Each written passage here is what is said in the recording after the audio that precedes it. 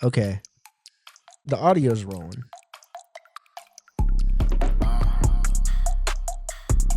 Hey, what's up, fool? I never seen you around here before.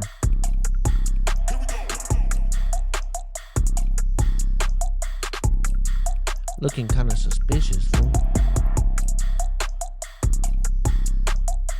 Like, like for real, like kind of suspicious though. Come on in, fool. Welcome to Loose Ends, dog. Welcome to fucking Loose Ends, fool. Welcome to the club, dog. What's up, fool? What's going on, dog? Welcome to episode 19 of fucking Loose Ends, fool. We out here, dog. And I'm not like, this is like who I am though. Like I never really wanted to, I never really like felt comfortable like low key like expressing myself though, fool. Like it's fucked up. Sorry, I wish I could do this without laughing. Hold on. Like everybody's talking about emotional intelligence and shit, and I'm sitting here like, fool, I'm still trying to get a hold on artificial intelligence, dog. Like you feel me? Chat GPT. Pero like pero like I don't even understand like what do you mean I'm talking to a computer, fool? That's fucking crazy, dog. And like if you really think about it though, if you're smart enough to be like following the conversation right now, fool, and like if you really think about it though, like like if you really think about it, it's kind of crazy because that's like what I'm doing right now, fool. Like if my phone is a computer and I use my phone to record, fool, I'm talking to a fucking computer, fool. So like, how the fuck is this artificial intelligence right now, fool? That's fucking crazy, dog. But anyways, fool. Welcome to Loose Ends, dog. My name's Robert, fucking Roberto, and you know what it is, fool. We out here, dog. Like we're just kicking it. Like it is what it is. Like I'm not even tripping though. Like I'm not even tripping though, fool. Like for real though. I'm in my nice chair right now, fool. The one that doesn't squeak. So like come fuck with me, dog. Like for real though. And welcome to episode 19 of Loose Ends. Like I'm just glad to have you here. I always wanted to like really show you guys like just like who I am though. And like it's hard though. Like it's really hard though. Like really like being like I don't want to get back on the gay shit though, fool. But like for real, like listen to me. Listen to me right now. Fool, put your phone down real quick. Listen to me, fool. Like having emotional intelligence, fool, is like, is that even possible though, fool? When I've done, think about how much Nas I've done, fool. My fucking brain is cooked, fool. I'm out the fucking way, dog. Okay, I'm gonna stop now. I gotta stop. But like, nah, like for real though, like listen to me. Like, I'm trying to get a grasp on shit, fool. Like, I'm growing up, dog, and I don't know like how to like. He starts crying. He goes, I don't know how to like fucking do it. I don't know how to like fucking do it. It's like so hard right now. Like fucking huevos are like $9, fool. What the fuck? $9. $9 for fucking huevos? Crazy, fool. That's fucking insane, dog. I never thought I'd see the day in America, fool. It's fucking crazy. Es muy loco. I passed Spanish 1, motherfucker. Okay? I passed Spanish 1, bitch. I never said I passed Spanish 2. I kind of like that bit though. I gotta come up. I want to come up with a name for him. I want to come with that guy I just was for the past 4.5 minutes. Um, I gotta come up with a persona for him. He's very vulnerable. I love the vulnerability that that little guy shows. Whoever that is that was speaking right now. I think I should just pop in and back out of him like often. I like his like he's just like the little angel. Oh my god, that's his name, bro. Angel, and he's on my shoulder. He's like my he's just really concerned about like morals and shit. He's like, but nah, fool, like I get it. Like trans people are like low key confusing, fool, because like how do you want to be like something you're not? But I think you should just try to level with them on a different level, like on something different, and you'll start to see like they're really just human though. And I'm like, oh, okay, thank you, Angel. Thank you. Angel's like, nah, fool. It's not fucked up that you have to pay your Jewish landlord a fuckload of money every month. That's just like kind of the way it is though. Okay. Maybe got to cut that one out. No, I'm just playing. Welcome to the show, everybody. I hope you're having fun. That was Angel, I guess. We just created a new guy on the show. Yeah, dude, what's going on? It's episode number 19. Thank you for joining me. Follow the show on whatever on Instagram or on YouTube, or some of you guys I feel like watch but don't subscribe. So please, please, please, please subscribe, because it makes me get chubbed up. Okay, when I'm sitting at my desk at my job I hate, nothing gets me more chubbed up than getting another subscriber on YouTube or just seeing that someone in the world downloaded my podcast. So if you want to help in the journey of getting me chubbed up, I would say subscribe on YouTube, follow me on Instagram, yada yada yada. You know the fucking deal. You know the drill. You've watched other people do this. You've taken other forms of content. You know where to fucking find me where I'm doing my thing at. Okay? So, yeah, dude. And like just go like fucking follow me though, fool. Like for real. Like I'm just trying to grow this shit. Like out the fucking mud. You know? I was thinking earlier, like, about the last time I did mushrooms. I haven't done mushrooms in a while, and I haven't really done that many mushrooms in my entire life, but I was thinking about it the other day. And I love mushrooms. Mushrooms are a great time. If you're trying to feel like you're super high but not high, like if you're trying to feel like all your senses are like really locked in, and you're trying to feel like maybe you can actually solve some of the problems you have for yourself mentally, I would highly recommend you do mushrooms somewhere very far away from a city. Or hey, man, if you're into like being around people and shit, do it in the city. I've done that too. But I'm saying, like, if you're really trying to like spend some time away, do some mushrooms and just let what happens happen. I highly recommend that. And if you're afraid of doing mushrooms, I get it, cuz there's a lot of terrible stories, and that's kind of like my thing with mushrooms is like I feel like people wouldn't be so afraid to do them if they didn't hear like all of these like crazy stories about mushrooms, like, oh, like yeah, this one kid I went to high school with, he did mushrooms and he shit his pants, ate it, and then went home, washed his pants, and came back to school the next day with clean pants. And you go, there's no way that's a fucking real story. But like, dude, oh my god, one time I did mushrooms with this girl in my sorority and she fucking ate her own tits. She ate her fucking tits, like areola and all. She ate all of her tits off. It was crazy. You know? Like I feel like my mushroom stories aren't that bad. Like I feel like I've never been like, "Oh fuck," on mushrooms. I've eaten a pretty good amount of mushrooms too. But like to be like, I don't know how many mushrooms I would have to eat. I think I've eaten a good amount of I've eaten more than an eighth of mushrooms at a time, right? Pretty cool. Pretty fun. I was out in the middle of the desert in Mojave Desert, just fucking camping with my friends, listening to fucking country music. That's like one thing that like I don't know if it's because like I was in some sort of trance last time I did mushrooms where I was just listening to country music for 12 hours, and then someone started playing like really like scary like bass like like EDM bass, and that freaked me out. But like I think I was like in some sort of like desert, almost country western like trance when I was on mushrooms last. I was like out in Mojave with a couple of buddies drinking beer around a fire and doing mushrooms. And on the second day of the trip, we wake up and we decide we're going to eat breakfast, and with our breakfast we're going to eat mushrooms. Cool, right? We had regular mushrooms and we had the chocolate mushrooms. Whichever way you wanted to go, we were going. Okay?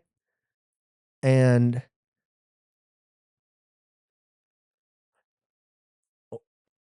I ate all of them at one time. I ate like 4 grams of mushrooms, 4.5 grams of mushrooms, just right then in the morning, probably like 11 o'clock in the morning. I had an amazing day. All I remember about that day is Waylon Jennings' voice in the background of like my psyche, and he was just cowboys ain't easy to love and they're harder to hold. You know, he was doing that. They'd rather give you a song than diamonds and gold. You know, that was going on in the back of my head. Like I was on mushrooms, 4.5 grams of mushrooms, and that song was playing in the back of my head. And then randomly, like Freebird would come on. It made me feel safe because it was my playlist, but then someone else started playing music, and I felt incredibly unsafe. I felt like I was in like, you know, that scene in Triple X with Vin Diesel where they go into the Russian like, I don't know if it's like a brothel or like a club or something, but it's just like loud ass bass and like red lights just flashing. Like that's what the other person's music was freaking me out with. I was like, whoa, this is a lot right now. But just hearing like Lone Star Bell buckles and old faded Levi's and each night begins a new day, like that shit, I was like, fuck yeah, dude. I was like, I was tied in with something out there in the desert. There was like some weird like mushroom to environment to musical like symbiosis going on out there where I was just like vibing out on like three different parallels. I was out in the middle of nowhere on hella mushrooms listening to crazy ass country western music in the middle of the desert. It was really fun. It was a really fun time. Mushrooms are cool. So I don't know. I like shrooms and I wish people didn't tell such crazy stories about them because I think more people would be like, oh yeah, I'm down to try it. But like when you hear someone ate someone's face off or like, oh, like she did mushrooms one time and then she went home and jumped off the balcony with her baby. It's like, okay, I don't know if that's true. She just sounds sad that she had a baby. Um, Earlier this week, I watched the Kanye documentary on Netflix.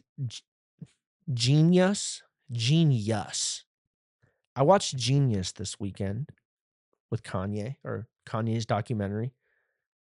Fucking cootie, slow talking ass. The dude that narrates Genius on Netflix, he talks so slow, like you almost want to speed the show up 1.5. So like he's talking at normal pace because everything he says is like, and I went to Chicago to see Miss Donda West. And it's like, whoa, bro, chill. Like, actually, don't chill out. Speed up. Get up, cootie. The whole thing. And then I decided I was going to fly to LA.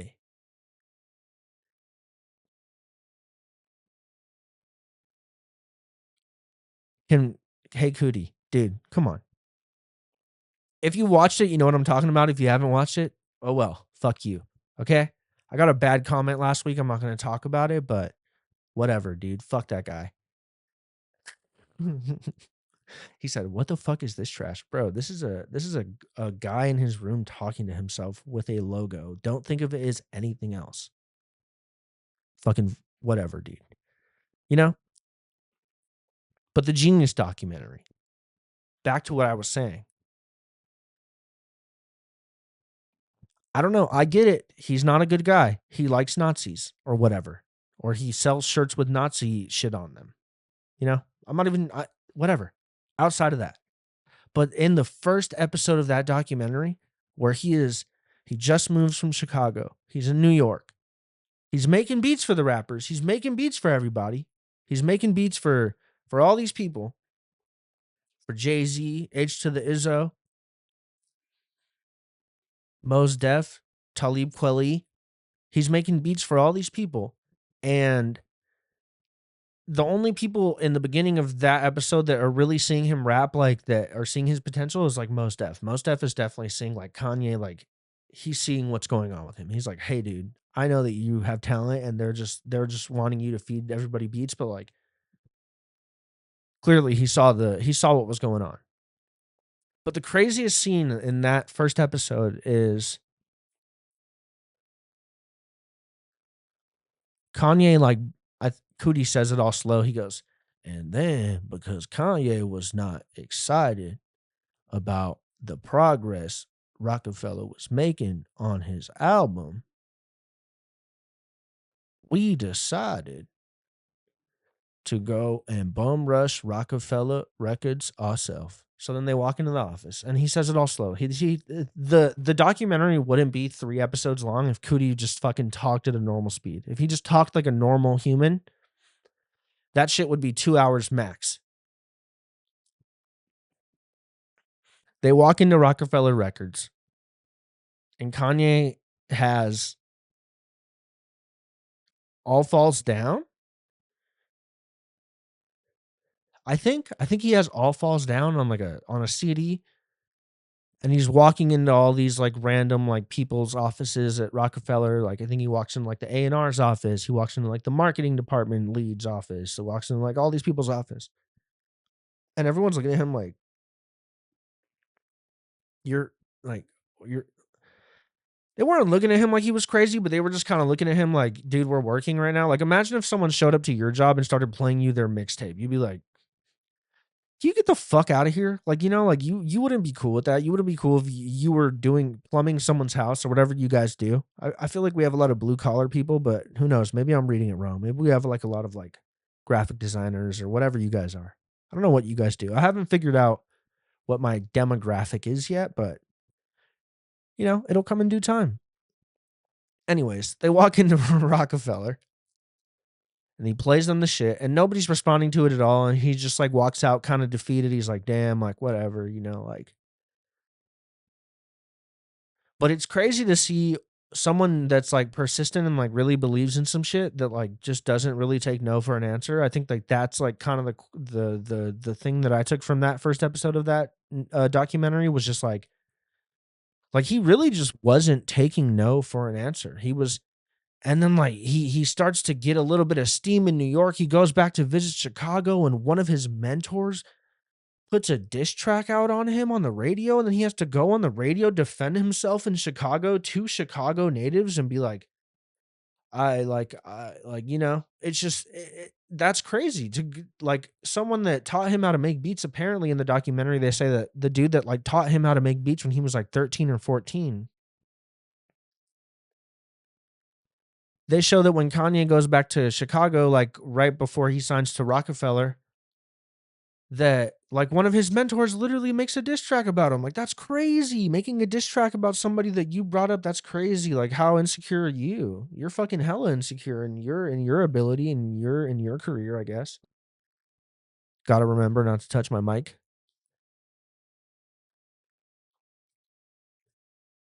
And then after they go back to Chicago, a whole bunch of shit's happening, whatever. They go to some like weird music conference. Kanye thinks he's going to meet somebody big. He doesn't really meet anybody. Everybody's kind of brushing him off still. He decides to go visit his mom.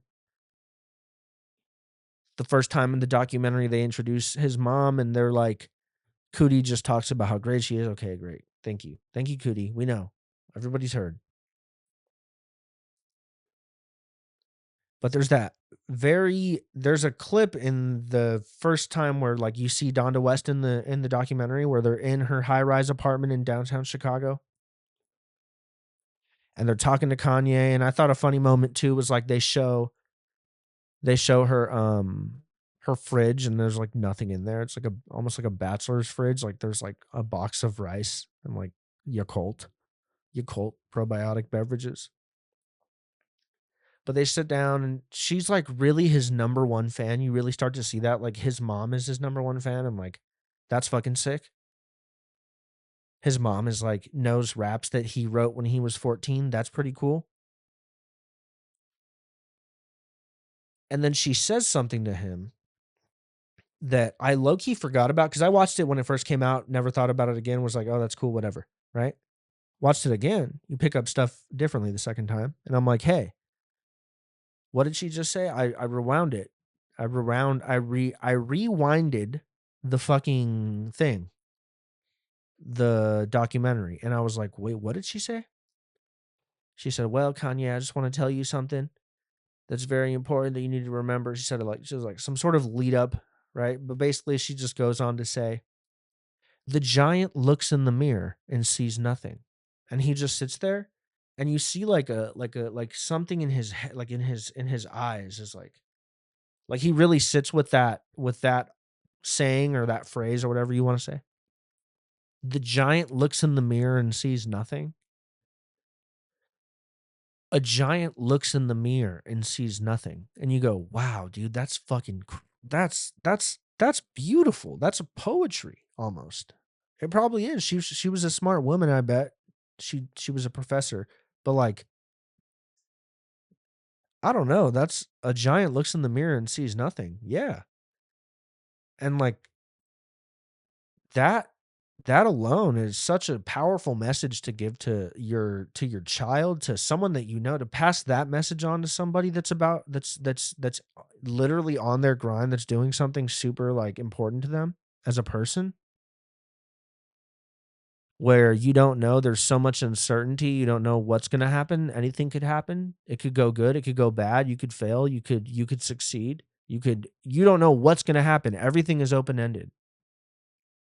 And to have someone as close to you as your mom look at you and say, "You have something, but what you need to do is you need to take the leap," right? And that was me, dude. I had to take the leap, right? I had to take the leap sometime. Can't can't not post stand-up clips, right? I guess I could not post stand-up clips. It wasn't really like a full clip. It was just like maybe 30, 40 seconds of me talking. But hey, there was laughs on it and it got a lot of views. So it did its job, I guess. So I guess follow me on Instagram if you like stand-up clips, or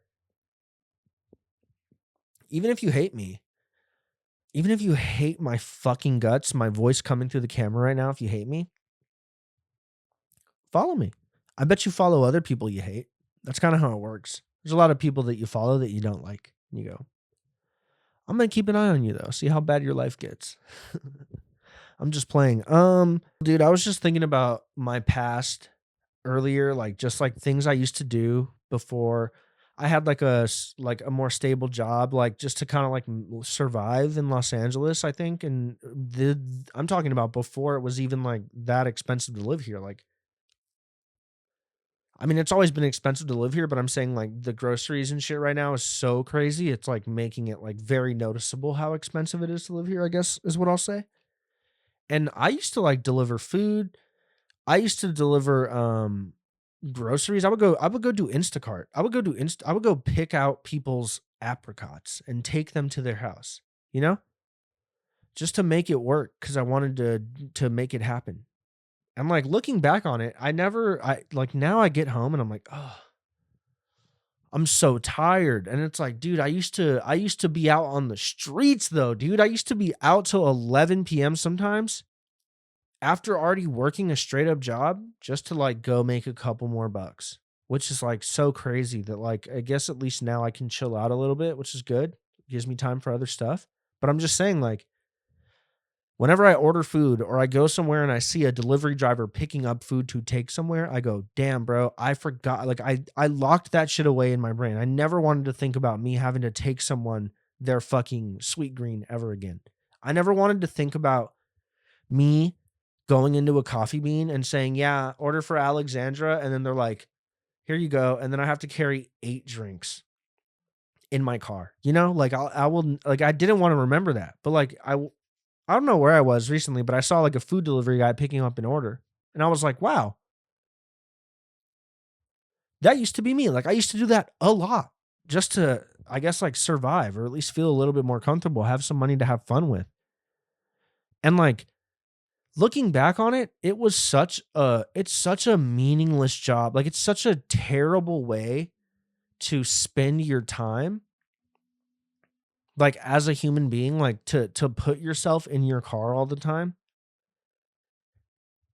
and not, like, for a job that you get a steady paycheck at with benefits and shit, but, like, you're literally just dropping off someone's Chick-fil-A to their house, and there's nothing really in it for you unless you work a shitload, and it's just such a it really reminded me of, like, what that was like, just staying out till midnight on a Saturday in K-Town to drop off, like, whatever, trying to get a bonus. Because like, back in the day, I don't know if you guys know this, Postmates used to have bonuses. So you would, like, make a certain amount of money if you just completed a certain amount of deliveries in one night. I think it was from 5 to 9 if you completed 9 deliveries. So if you did 9 deliveries in 4 hours, there was, like, some minimum amount that you would get, and then you would still get the tips on top of that plus the base pay, I believe, or whatever. But Now I hear they make like terrible money. Like I hear it's like $3 or $4 a trip, which is like, why would like once again, terrible way to spend your time. And I've spent a lot of hours of my life so far sitting in a car taking someone something in different capacities. I've spent more hours in a car taking something to somebody than I feel like most people I know have. I have spent, and maybe that's like kind of like maybe that's a testament to how many skills I don't have is like that's the work I found. But not like I also had other jobs. I worked in retail, I worked in warehousing, I worked in logistics, I worked in all this shit, right? But food delivery is a completely separate thing. Food delivery is like a soul. It's like it's something that, and I don't know where you guys live, but I live in Los Angeles, and in some areas of Los Angeles, they have these little like robots that drop off your food. Some of them are called Cocos. I don't know what the other brand's called, but they're like little robots that basically take your Subway. Like only if you live within a certain amount of space though, because they have to use the sidewalks. So like I know there's some in WeHo, I know there's some downtown, I know there's some in other areas, but they're basically little tiny robots. They put your food in them when it gets to your house, right? And it's always so fun to like be driving down the road and see the robot on the side. That's not like that's whatever. I see them all the time. But then seeing someone that hasn't seen one of those yet, like walking next to it on the sidewalk and like they'll stop and look at it. They'll be like, huh. It's like, yeah, that's who should be delivering our food, not fucking people. People should be making cool shit. People should be making rugs. All those Armenian guys outside of the fucking ghost kitchen on Lancashire right now, they should be making Persian fucking rugs. They should be making fragrances. They should be making fucking whatever they want to do with their time. They should be pianists. They should play cellos. They should paint. They should do multimedia art. They could be doing so much other cool shit than dropping off my fucking Cold Stone or whatever. My Movita, my Chipotle, my fucking whatever food you're ordering. There's a better use of time for a human being than to go from point A to point B to drop you off most of the time a terrible meal. Most food you get in delivery is ass. I've seen it all.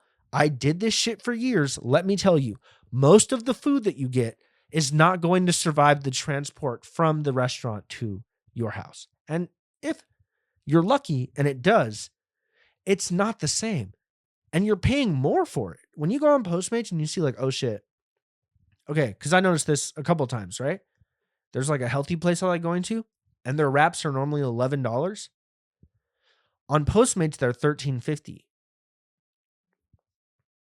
A wrap is a very like niche exception to the rule that I'm talking about though, like where your food won't last. Because I think cold food does travel well. Cold food, no problem. Cold food, dude, get a sandwich, get a fucking, or except like ice cream. Don't do ice cream. I've delivered ice cream many times. I've delivered Afters ice cream. I can tell you the ice cream places that pack it with ice and the ones that don't. That's how much food I've delivered.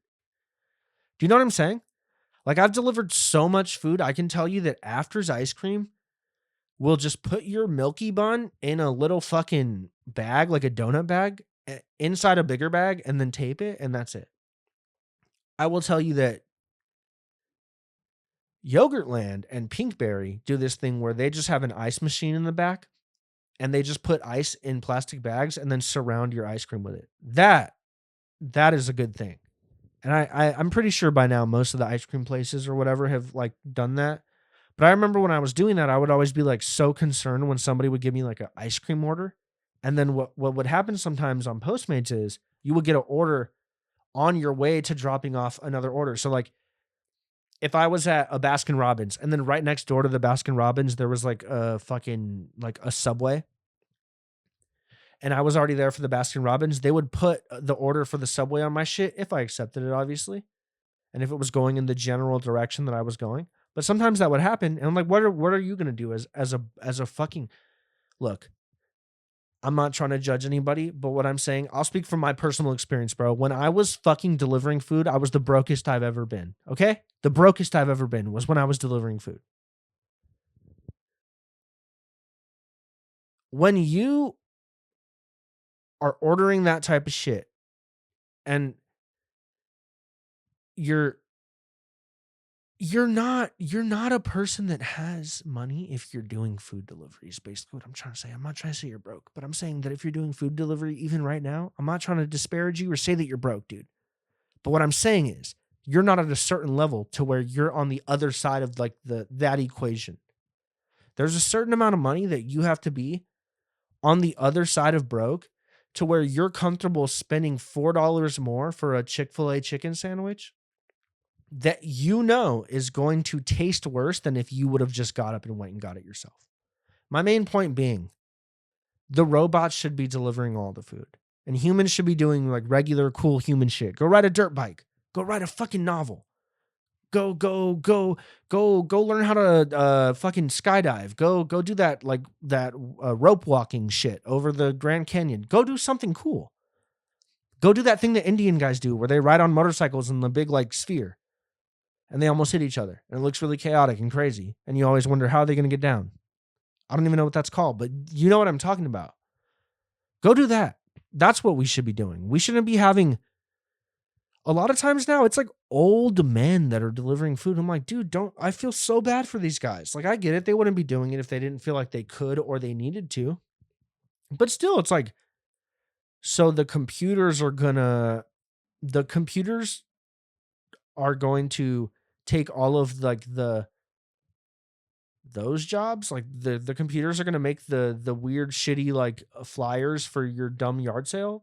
The computers are gonna be doing the data entry stuff for you. The computers are gonna be doing all this for you, and humans are gonna have to be delivering the food. I think maybe we should let humans have jobs that at least are a little bit more like jobby. I don't think any human should have to have a job. I'm not saying you shouldn't have to pay for shit, but I'm saying I wish there was a crazy world in which people were just able to make money off of their own creative shit or whether they wanted to work or not, or like I wish shit wasn't so expensive so that maybe both parents in the house didn't have to work. That'd be cool. I think people would have much better childhoods if that was the case. But the food thing,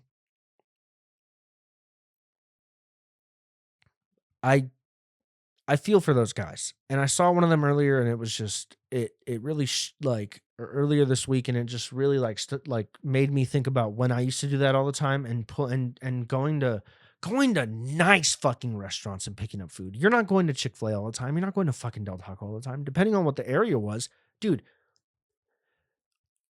you want to know how many times I walked into like Morton's in some Crocs and some sweats? You want to know how many times I walked into La Scala to pick up some salad for some asshole in fucking Nike slides and like, you know, some terrible stained sweater?